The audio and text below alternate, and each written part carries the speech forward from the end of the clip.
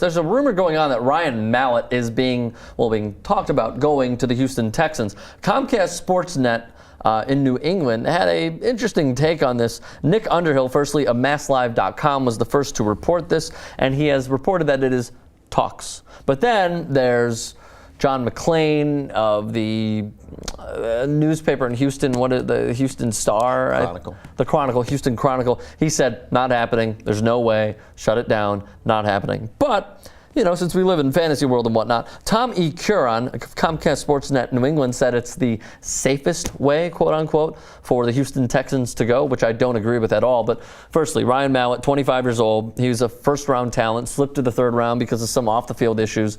Been the understudy to Tom Brady, as many others are, for 3 years now. But go ahead. I don't buy any of this. I don't buy. What don't you buy? I don't buy that Ryan Mallett was first-round talent that slipped to the third round because of character issues. So what do you think it was? I don't know, but teams, if he's a quarterback and he had first-round talent, then a team would have taken him in the first round. This is the NFL. It's hard to find a quarterback. You can't think of another player that slipped a little bit in the draft? A quarterback that had a first-round talent quarterback that then teams passed through the entire first round? Then why did everyone pass on him? Because he's a third-round quarterback. You really think that? Yeah, I do. Otherwise, you see him in college? I was uber impressed with him in college. His bowl game performance was the worst quarterback performance I've perhaps ever seen. Bowl game wasn't great, but I mean, his Arkansas tenure was great. Yeah, okay, I got it. Look, I don't know. I'm just generally talent wins, and unless the off-the-field issues were, Aaron Hernandez got drafted. Okay, and I think in the first round, right? I believe so. Yeah. So it seems strange to me that a team wouldn't take a shot on a guy who you think could be that significant. Could be a huge game changer. And if he was a first-round talent drafted in the third round and has spent 3 years understudying Tom Brady, then the rest of that article doesn't make any sense, which is that you could get a fourth or fifth round choice for him. Well, the Patriots shouldn't give up a fourth or fifth round choice. Aaron Hernandez was a fourth round pick. Okay, all right. Well, maybe he fell, but that's a tight end, and that's different. Who was going to be good if he, I don't think I don't think teams pass on a quarterback. But like I said, and we don't know because we never quite know what those off-field issues are. But by all accounts, he's been fine since then. I don't think it's bad for the Texans to trade for him. I don't think a fourth or fifth round pick is going to do it. That if the Patriots believe in this guy and think he might be incredibly useful as a backup to Tom Brady, if Brady gets hurt again, then it's not worth a fifth round pick or even a fourth round pick to get him. A second round pick might do it. Here's the one thing that weighs against them doing this is that he's making $776,000 next year. And that's the last year of his contract. So if they were to trade for him and trade a fourth round pick, fifth round pick, what have you, whatever the Patriots may take, which they always get the better end of the deal, it seems like. Richard Seymour trade and whatnot, just past trades. But if the Texans were to trade for him, they'd have him for 1 year unless they re-up the contract. Yeah, well, they'd re-sign him.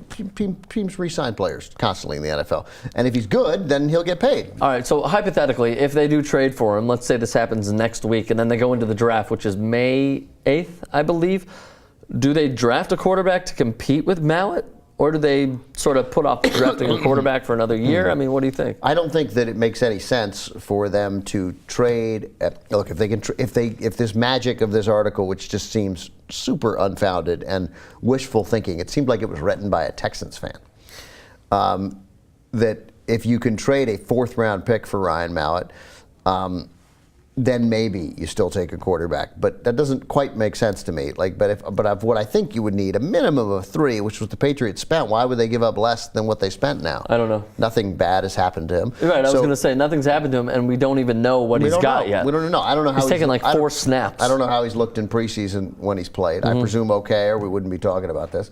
So I assume it's going to take a 2 to get him, or a late 1. Obviously, your number 1 pick. I don't know about a late 1. I would say a 2 your to 4. 2. Well, the Texans 2 is the same as a late 1, basically, because it's the front of the second round. I was going to say they have number 1, and obviously, and then the number 33. Pick. Yeah. Well, okay. Well, that's 32nd is late 1. So do you not believe in Case Keenum, by the way?